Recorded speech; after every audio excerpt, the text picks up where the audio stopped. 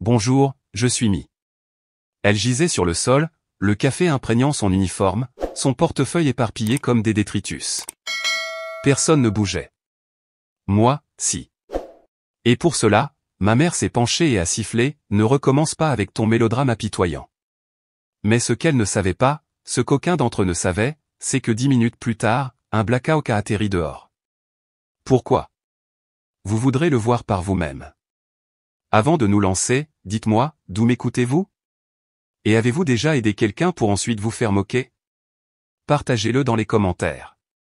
Je les lis tous. C'était un de ces matins de printemps couverts où le vent soufflait assez vivement pour vous rappeler que l'hiver n'avait pas dit son dernier mot. Le café sentait les bagelles grillées et l'ambition surcuite. De jeunes professionnels étaient penchés sur leurs ordinateurs portables, sirotant des lattes au lait d'avoine comme si c'était leur bouée de sauvetage. J'étais assise en face de ma mère près de la fenêtre, faisant semblant de remuer mon café alors qu'en réalité, j'essayais simplement de calmer mes nerfs. Alors, ta sœur est devenue associée, a dit maman nonchalamment, comme si elle n'avait pas attendu toute la matinée pour lâcher le morceau. À 37 ans, tu te rends compte? J'ai souri sans montrer les dents. Tant mieux pour elle. Elle s'est un peu penchée. Et elle parle de congeler ses ovocytes. Intelligent, n'est-ce pas? Elle anticipe. Sa voix était légère, mais j'ai entendu ce qu'elle ne disait pas. Que as-tu prévu, Mi? Une direction? Des étapes importantes? Je suis heureuse où je suis, ai-je dit, les yeux dérivant vers la porte vitrée où une rafale de vent poussait une serviette en papier à travers le parking.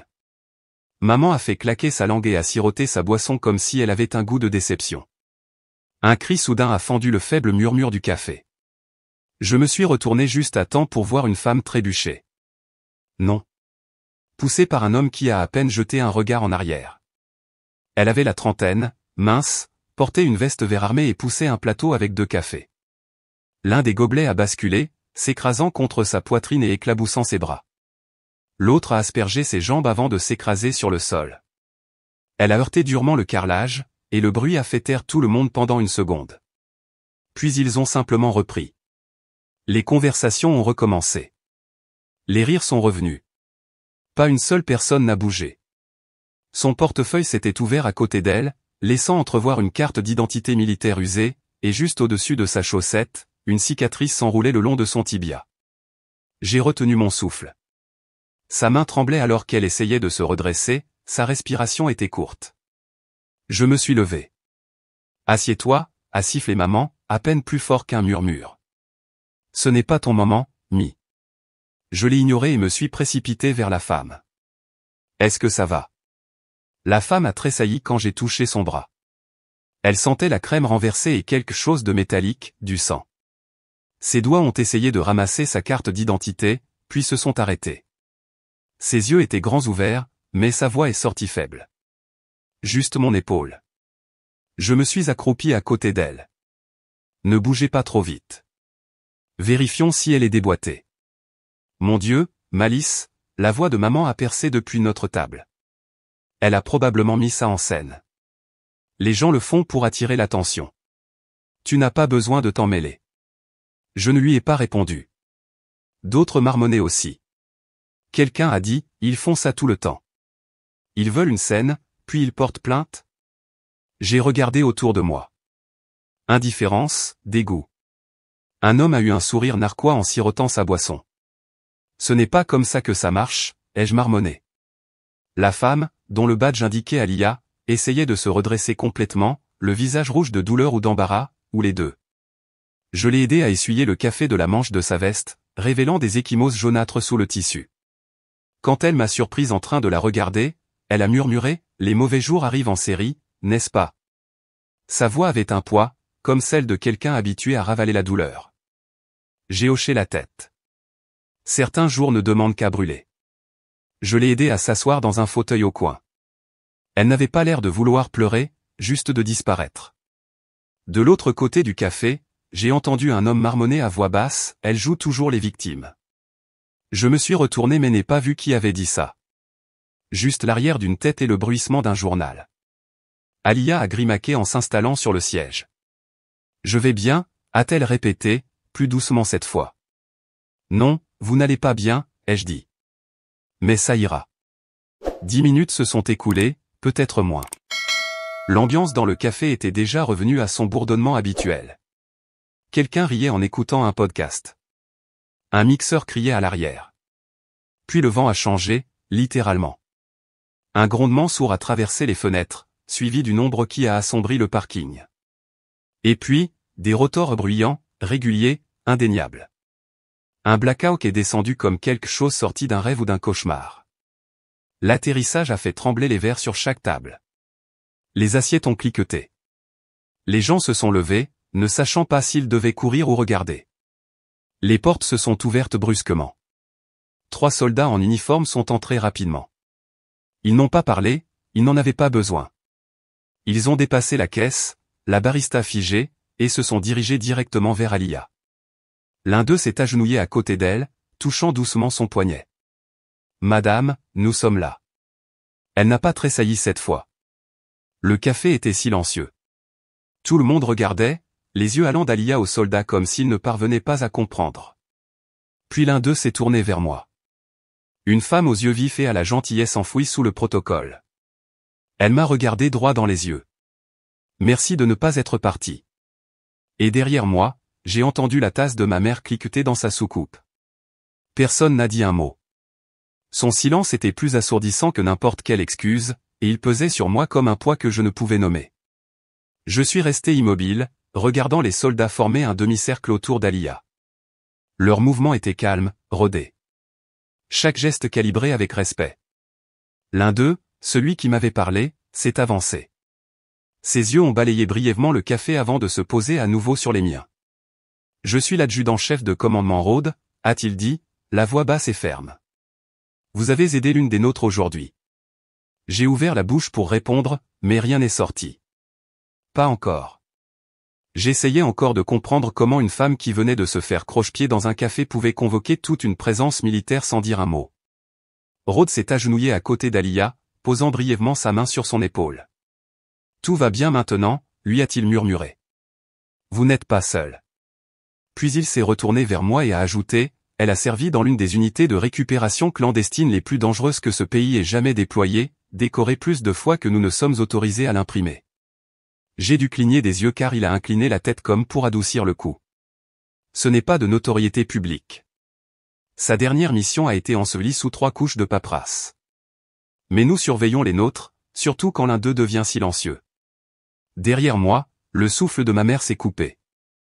Elle n'a pas parlé, mais je pouvais sentir la chaleur de son malaise se répandre sur la table que nous avions abandonnée. Autour de nous, les autres clients, qui avaient ignoré Alia quelques minutes auparavant, regardaient maintenant avec des yeux grands et stupéfaits. Quelques-uns ont levé leur téléphone, faisant semblant de vérifier leur message, mais enregistrant clairement. La barista, qui avait eu un sourire narquois, avait disparu derrière la machine à expresso, souhaitant probablement pouvoir se fondre dans le mur du fond. Rhodes a ignoré la foule. Sa balise de détresse a été activée via sa carte de service. Il nous a fallu environ 6 minutes pour la localiser et nous mobiliser.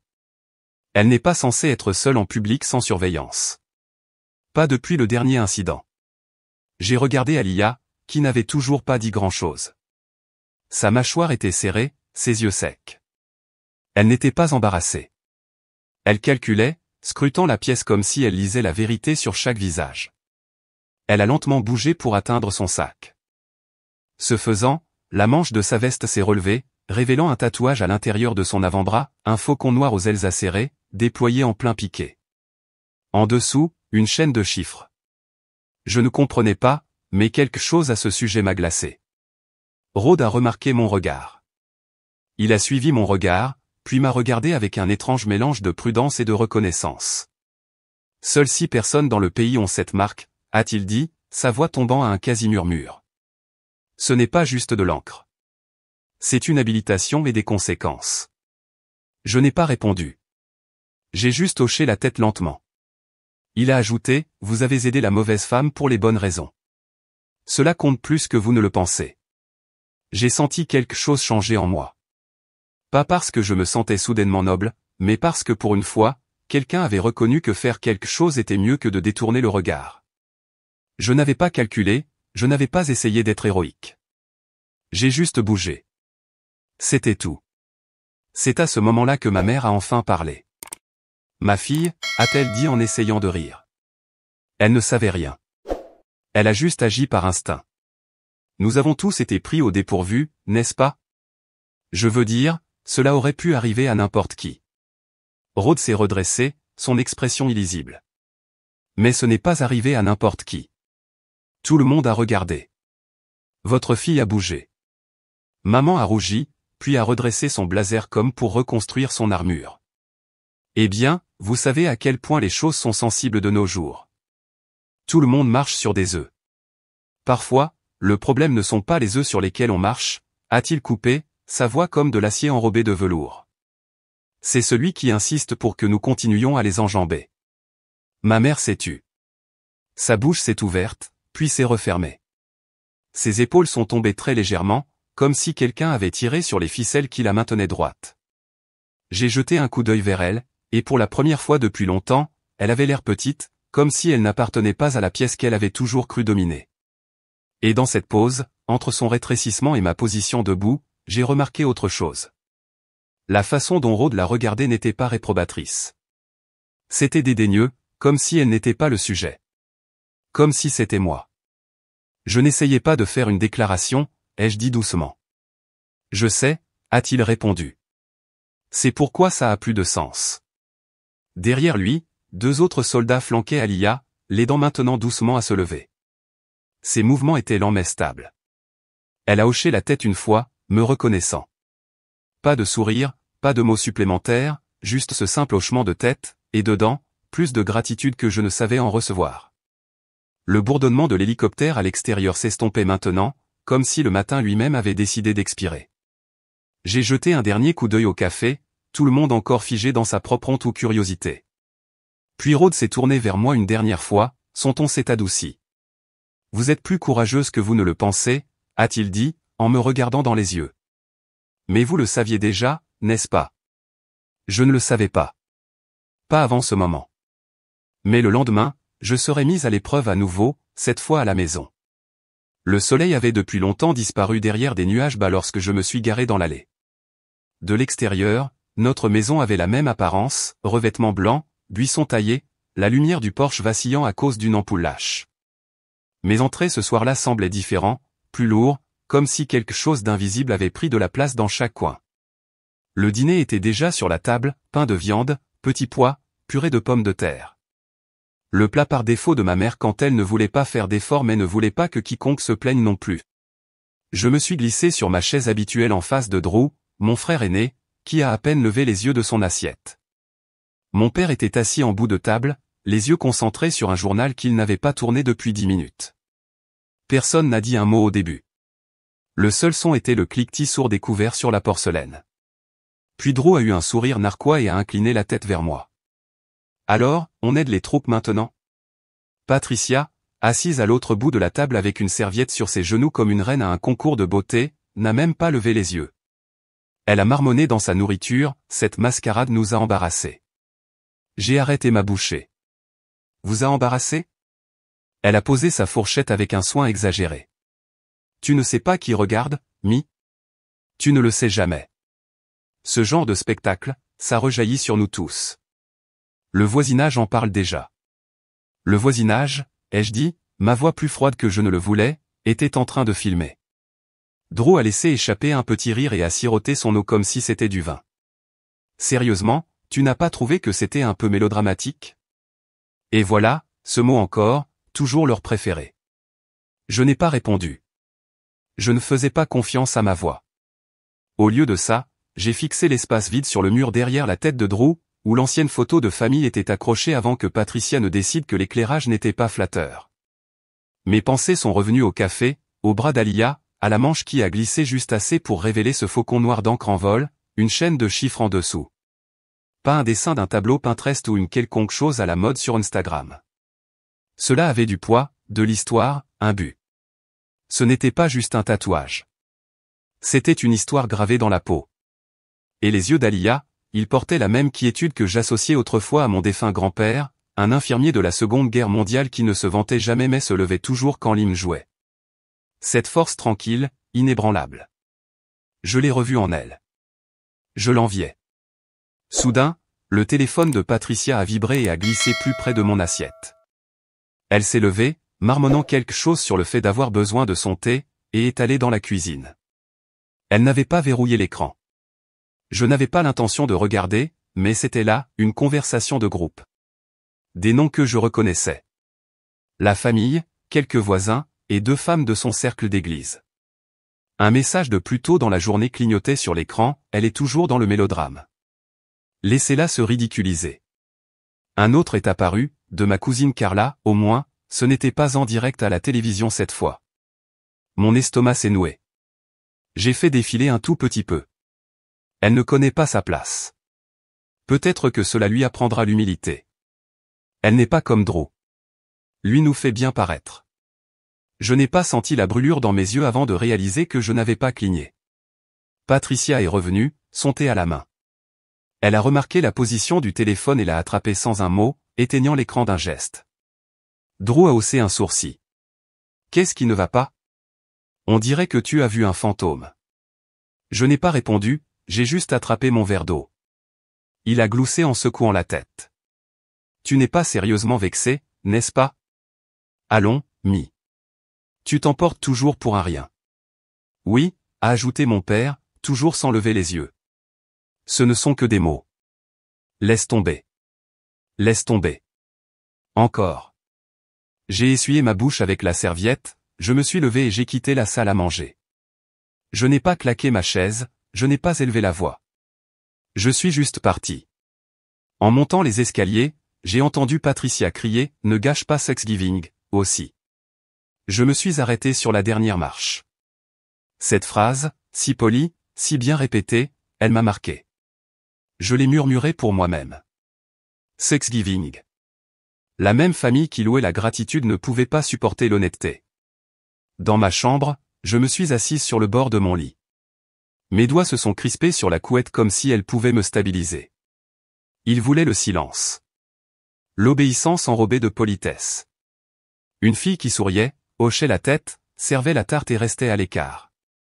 Mais le silence avait un coût. Et je l'avais payé pendant des années. Plus maintenant. J'ai regardé le mur, pensant à la force tranquille d'Alia, à la marque sur son bras, au son de sa respiration à côté de ses soldats. Si je restais silencieuse, ils penseraient qu'ils avaient raison. Je n'ai pas beaucoup dormi cette nuit-là. Mes pensées tournaient autour de la table du dîner comme des fantômes agités. Le regard noir de ma mère, le sourire narquois de Drew, les mots sur l'écran de son téléphone encore gravés derrière mes yeux. Au lever du soleil, j'ai fait du café mais n'y ai pas touché.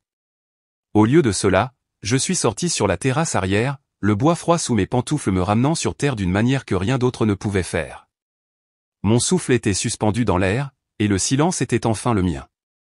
C'est là que j'ai pris le téléphone. Et j'ai appelé quelqu'un à qui je n'avais pas parlé depuis 14 ans. Sergent Mason. Il y a eu un temps, puis un rire. Bas, chaleureux, et familier d'une manière qui m'a prise au dépourvu. Mi. Ça alors. Je pensais que tu avais disparu de la surface de la Terre. C'est presque arrivé, ai-je dit doucement. J'avais juste besoin d'entendre une voix qui ne m'a jamais fait me sentir petite. Ce silence a duré un moment, mais il n'était pas gênant. C'était de la reconnaissance. Sa voix s'est un peu brisée quand il a dit « Tu avais toujours plus en toi que tu ne le croyais. Tu as toujours l'air d'avoir le feu sacré. » Je me suis appuyé contre la balustrade, les doigts se crispant autour du bois. J'ai vu quelqu'un hier au café. Elle me rappelait nous, la base. Elle avait ce tatouage de faucon et cette dignité, et ça m'a frappé plus fort que je ne l'imaginais. Mason s'est tu, puis a dit, son nom était Alia. J'ai cligné des yeux. Oui. Sa voix s'est faite plus basse. Mi, ce n'était pas n'importe quelle femme. Alia était l'une des nôtres. Renseignement. Silencieuse, vive, l'une des meilleures écoutes que j'ai jamais rencontrées. Elle a pris sa retraite il y a des années. Elle n'a jamais aimé les grands éclats, mais elle remarquait les gens, surtout ceux qui portaient des fardeaux en silence. Elle t'a vu. Elle se souvenait de toi. J'ai posé une main sur ma poitrine. Elle a dit quelque chose qui donnait l'impression qu'elle savait exactement qui j'étais, même si je ne me reconnaissais plus moi-même. C'est exact. Et elle m'a dit que si jamais tu appelais, elle voudrait que je te le rappelle. Tu comptais à l'époque, et tu comptes toujours. Le vent s'est levé légèrement, faisant bruisser les feuilles sèches près des marches du porche. Ma gorge s'est serrée, mais je n'ai pas pleuré. J'ai laissé cela s'installer en moi comme une encre. Je suis parti, ai-je murmuré. J'ai laissé ma famille me convaincre que rester sur la base me rendait stupide. Ma mère appelait ça perdre son temps avec des uniformes et des égos blessés. Alors, je suis parti. Mason a expiré. Et pourtant, tu m'as quand même appelé.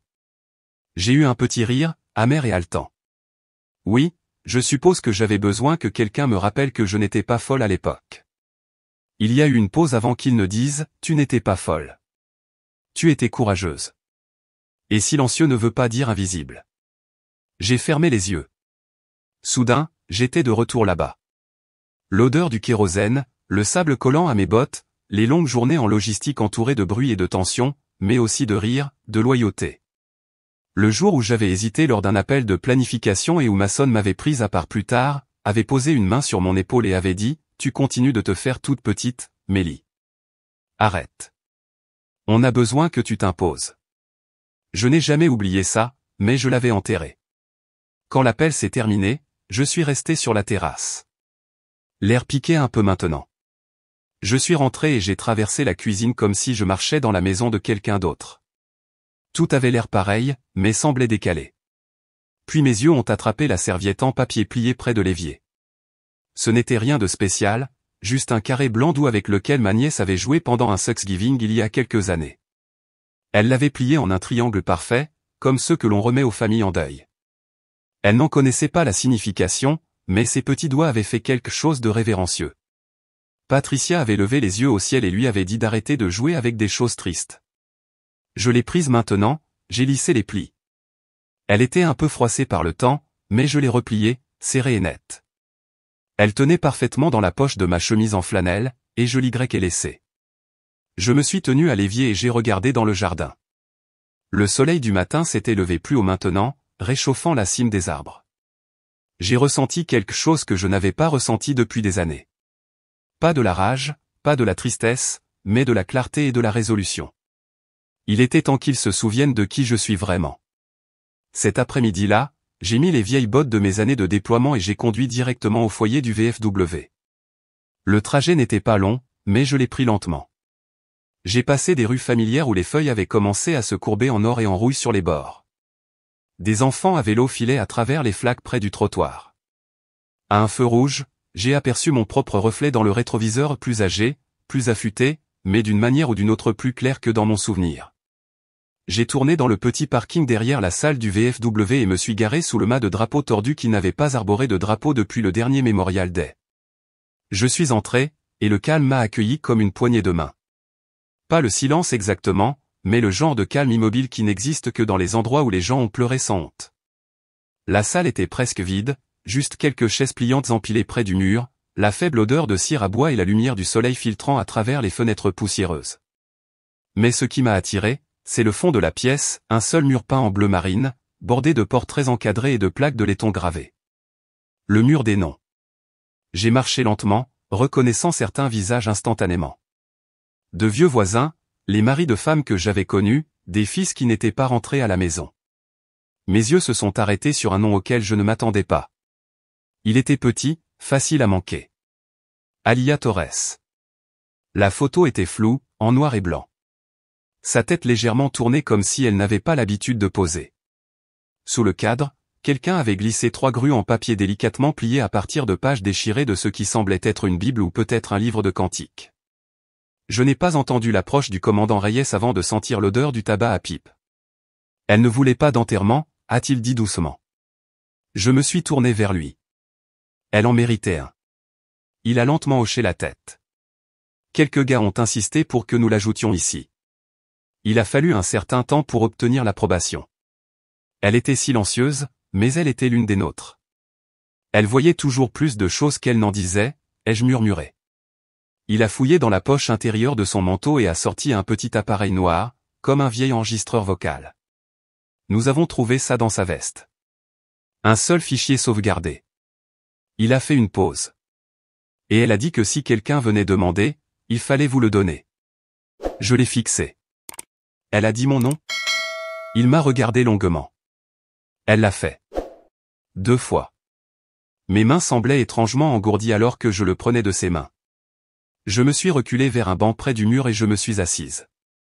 Cela semblait trop sacré pour se précipiter, trop lourd pour remettre à plus tard.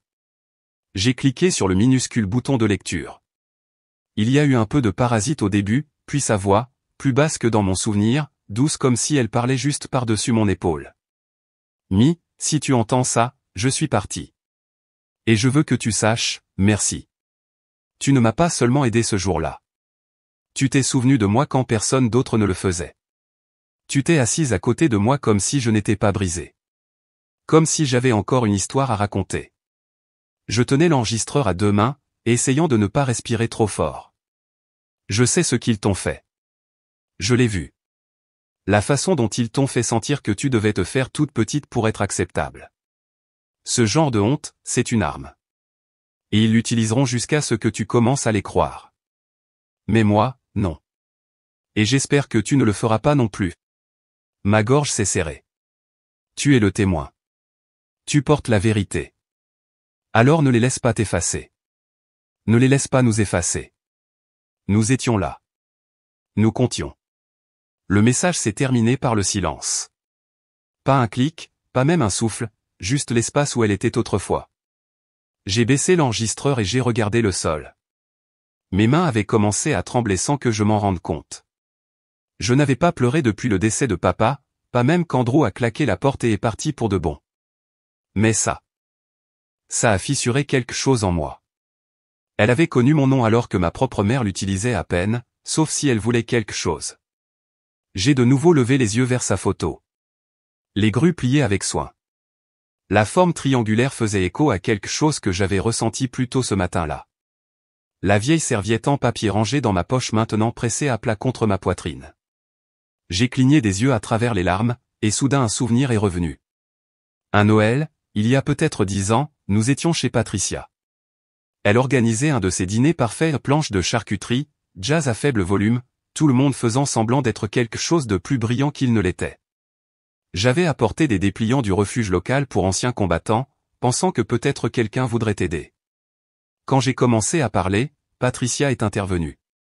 Ne nous ennuyons pas avec de la politique triste, a-t-elle dit, souriant si largement que ça faisait mal. Nous essayons de garder les choses légères, ma chérie. Et juste comme ça, je me suis tue.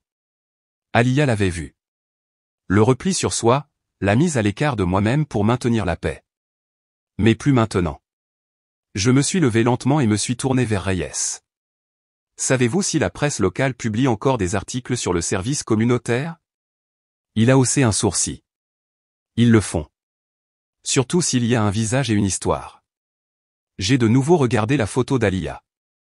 Alors j'ai les deux. Et autre chose qu'il pourrait vouloir entendre. Il a hoché la tête, puis m'a fait un sourire entendu. Vous avez toujours eu plus de feu que vous ne le laissiez paraître. J'ai fini de cacher l'allumette, ai-je dit. J'ai fixé le mur une fois de plus et me suis penché près de sa photo. Tu ne seras pas effacée, Alia. Moi non plus. Au moment où le soleil a percé la cime des arbres, j'étais déjà habillé. Je n'avais pas vraiment dormi, juste dérivé avec la voix d'Alia qui rejouait dans ma tête. Il y avait une sorte de clarté dans l'épuisement, cependant. Plus de doute. Plus d'attente que quelqu'un d'autre parle en premier. J'ai cliqué sur renvoyer sur le dernier courriel et j'ai fixé l'écran pendant un instant. Le fichier était parti. Sa voix était partie. Je ne pouvais pas le reprendre maintenant, et je ne le voulais pas.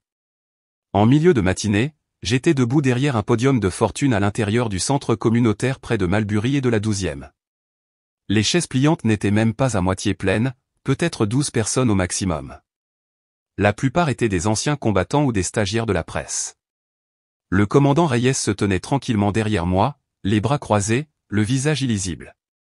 Je tenais les plaques d'identité d'Alia dans ma paume, frottant le métal lisse comme une pièce de prière. Le microphone a légèrement grincé alors que je me penchais. Je n'avais pas de discours préparé. J'avais son souvenir et le mien, alors j'ai commencé à parler.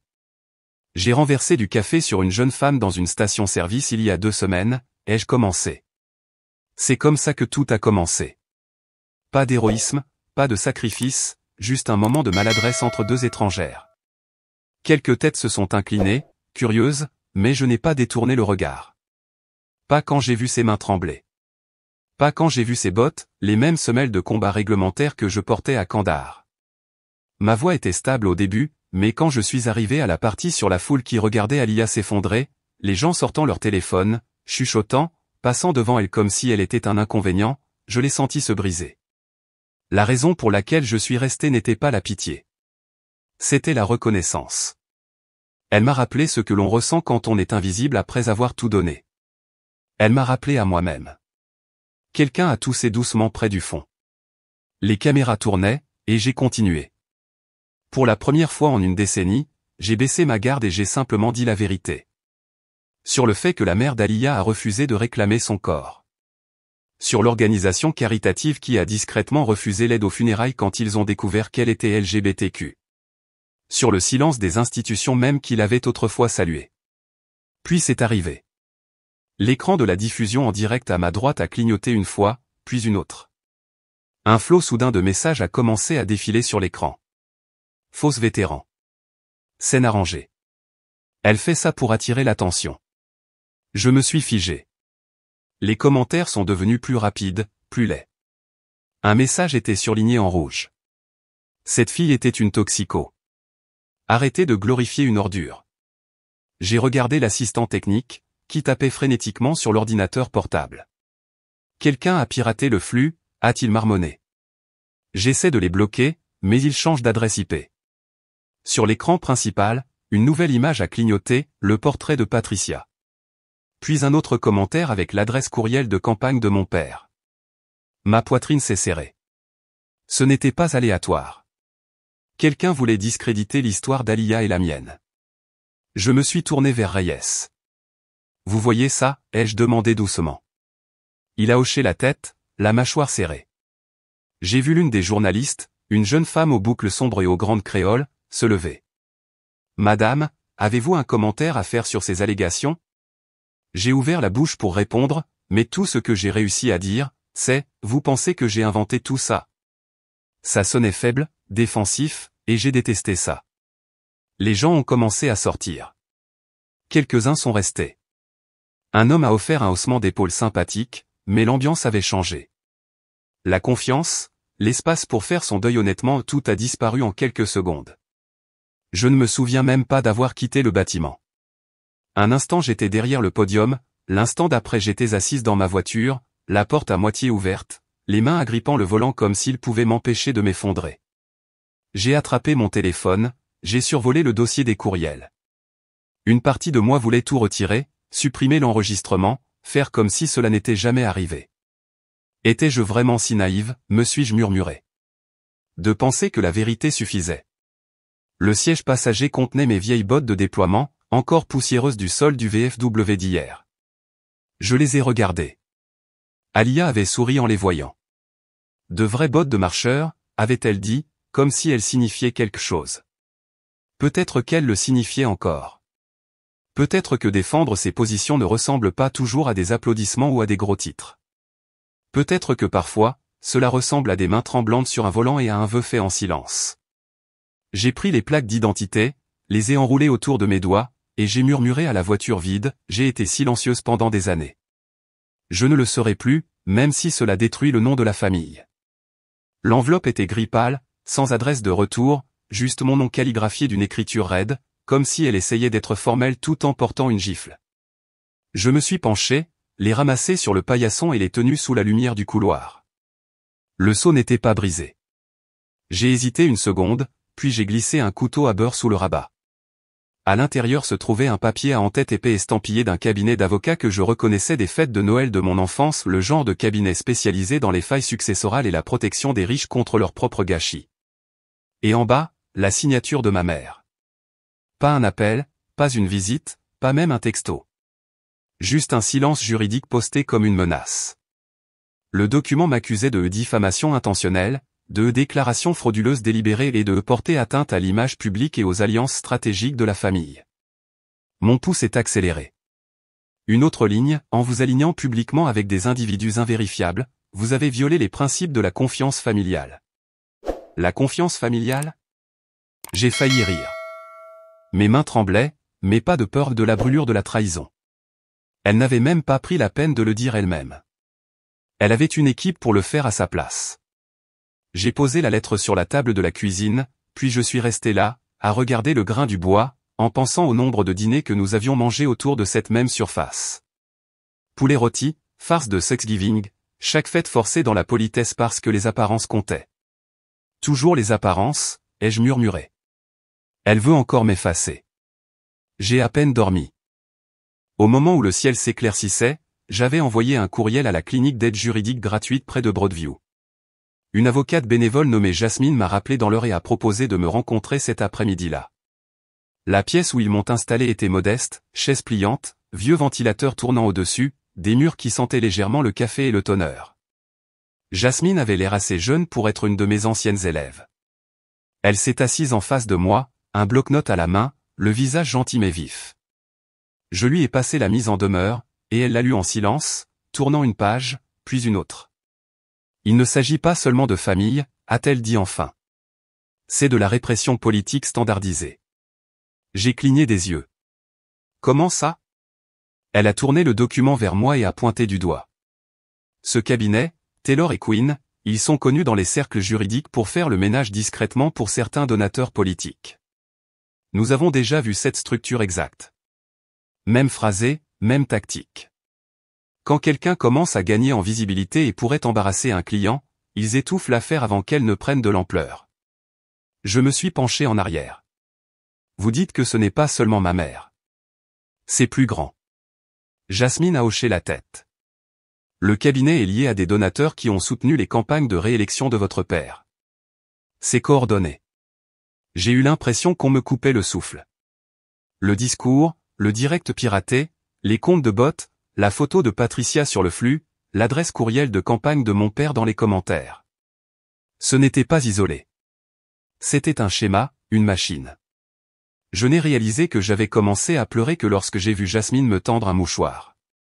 Elle m'a vu me faire bousculer en grandissant, ai-je dit d'une voix rauque. Et maintenant, c'est elle qui me pousse.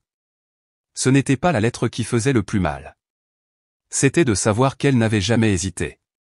Il n'y a pas eu de pause, de moment de peut-être que c'est allé trop loin. Juste un trait de plume froid et un coursier juridique. Je suis resté assise en silence pendant quelques instants, puis j'ai sorti mon téléphone. Ça vous dérange, ai-je demandé à Jasmine. Pas du tout. Je suis sorti dans le couloir et j'ai appuyé sur le nom de Reyes. Il a décroché après la deuxième sonnerie. Ça va, a-t-il demandé. Pas de politesse. Non, mais j'y vois clair. J'ai tout expliqué lentement, soigneusement. La lettre, le cabinet d'avocat, le lien de financement. Il n'a pas interrompu. Quand j'ai eu fini, je m'attendais à une stratégie, un plan. Ce qui est venu à la place, c'est une longue pause, puis sa voix, plus calme que je ne l'avais jamais entendue. Parfois, le silence n'est pas la paix, a-t-il dit. C'est une permission. Je suis resté là un moment, les yeux sur une affiche décolorée sur l'aide au loyer qui se décollait du mur, et ça m'a frappé. Ce n'était plus une dispute familiale. Il ne s'agissait plus de réputation ou de commentaires sur Facebook. Il s'agissait de ce qui se passe lorsque des personnes au pouvoir préfèrent enterrer la vérité d'un soldat plutôt que d'admettre que leur système lui a fait défaut. Quand je suis revenu dans la pièce, Jasmine rangeait mon dossier. Nous vous soutiendrons, a-t-elle dit, mais sachez qu'ils vont pousser plus fort maintenant. J'ai hoché la tête. Alors moi aussi. De retour à la maison, j'ai laissé tomber mon sac à main sur le comptoir et j'ai commencé à enlever la chemise boutonnée que je portais pour la clinique. Ma main a effleuré quelque chose à l'intérieur du sac du papier. J'ai tendu la main et j'ai sorti une serviette en papier froissé. L'écriture d'Alia. Je l'ai reconnue instantanément. Tu t'es levé. Je t'ai vu. Je l'ai tenue à deux mains. Cette phrase m'avait semblé simple quand elle me l'avait donnée. Maintenant, elle ressemblait à un cri de guerre. Je suis allé à la table de la cuisine, j'ai pris la mise en demeure et je l'ai pliée soigneusement en deux. Puis j'ai attrapé un marqueur rouge dans le tiroir, celui que j'utilisais pour noter les dissertations des étudiants. En bas, j'ai écrit, vous n'avez pas le droit de me faire taire.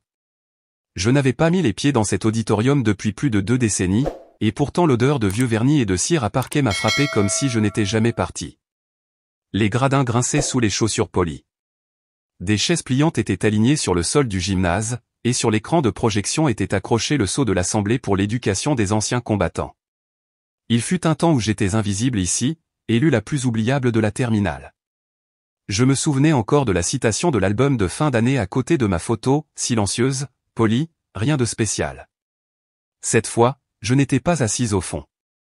J'ai marché directement vers la scène, mes talons claquant bruyamment contre le sol ciré. La conseillère d'orientation a levé les yeux de la feuille de programme. « Oh, Mélie, tu es là. Tu présenteras notre invité d'honneur avant que nous commencions. » Elle n'a pas demandé. Elle a supposé, comme au bon vieux temps. Le siège marqué « Invité d'honneur » avait un porte-nom auquel je ne m'attendais pas. Membre du conseil, Madame Ruteljean. Ma mère. Je ne me suis pas assise. Je me suis dirigé vers le podium avec un seul objet à la main. Une photo. Pas de cadre, juste des bords froissés. Je me suis tourné pour faire face à la foule, anciens élèves, étudiants, presse, même certains des mêmes professeurs qui m'avaient autrefois renvoyé d'un regard ennuyé. J'ai ajusté le micro. Ce matin, on m'a demandé de présenter notre invité d'honneur, ai-je commencé, la voix stable. Mais je préférerais vous montrer quelque chose d'abord. J'ai levé la photo, la tournant lentement pour que les premiers rangs puissent la voir. Des halètements ont parcouru la salle. C'était Alia, effondrée sur le sol de ce café il y a des semaines, entourée de gens qui détournaient le regard, qui continuaient à siroter leur café et à faire défiler leur téléphone pendant que son corps se recroquevillait sur lui-même. Personne n'aidait, personne ne bougeait. Cette femme, ai-je dit doucement, est la raison pour laquelle je suis ici. Un silence s'est emparé de la salle. Même le cliquetis d'un stylo tombé a résonné. J'ai balayé la foule lentement, ne donnant à personne le réconfort de détourner le regard. Vous vous souvenez tous de la collecte de fonds pour les anciens combattants organisée il y a quelques années. Grand discours, gros chèque, beaucoup de photos sur le site web. J'ai regardé la rangée des membres du conseil scolaire. Ma mère, raide et composée dans son blazer bordeaux, les yeux fuyants sur le côté.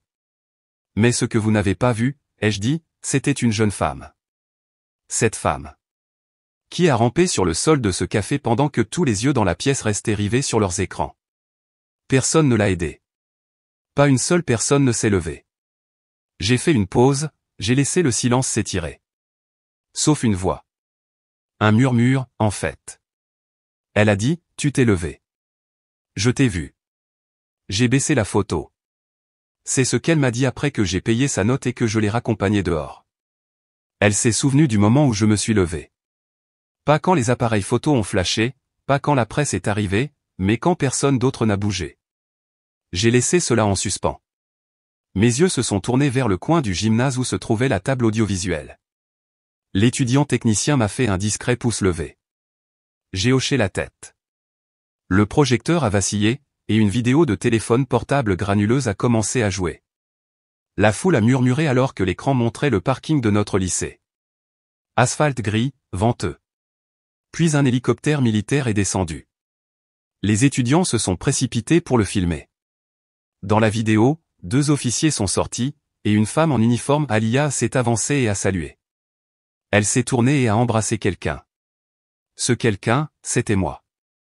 Pas de presse, pas de scène. Juste un moment saisi par hasard, 10 minutes après qu'on m'ait dit que je n'avais pas ma place à la table familiale. Ils ne sont pas venus pour ma famille, ai-je dit calmement. Ils sont venus pour elle. Les têtes se sont tournées, les chuchotements se sont intensifiés. Ma mère n'avait toujours pas bougé. Je n'ai pas élevé la voix. Je n'ai pas lancé de regard noir. Mais je me suis avancé jusqu'au bord de la scène, juste devant le premier rang, et j'ai demandé, vous pensez toujours que j'aurais dû me taire ? Un des étudiants près du devant, des taches de rousseur, peut-être 16 ans, a lâché, cette vidéo est réelle ? Je me suis écarté. Vous pouvez lui demander vous-même. Les portes au fond de l'auditorium se sont ouvertes. Alia est entrée lentement, canne à la main, uniforme impeccable, mâchoire serrée. Sa marche n'était pas rapide, mais chaque pas ressemblait à un coup de tonnerre. Je l'ai rencontrée à mi-chemin de l'allée, j'ai fouillé dans mon sac à main, la serviette, la même que j'avais gardée rangée. Je la lui ai tendue. Elle l'a dépliée et a lu à haute voix, parfois, se lever signifie se faire bousculer d'abord, mais cela signifie aussi que quelqu'un se lève enfin avec vous. Un silence a de nouveau recouvert la salle, cette fois plus doux. Puis elle a regardé les étudiants, les professeurs, les équipes de presse et les membres du conseil. Cette femme, a-t-elle dit, les yeux rivés sur les miens, m'a sauvé la vie bien avant qu'un hélicoptère ne touche le sol. Aucun applaudissement n'est venu. Pas besoin. Le poids de cela s'est installé sans fanfare. Ma mère a essayé de parler, mais le micro avait été éteint. Pour une fois, elle s'est rassise sans un mot.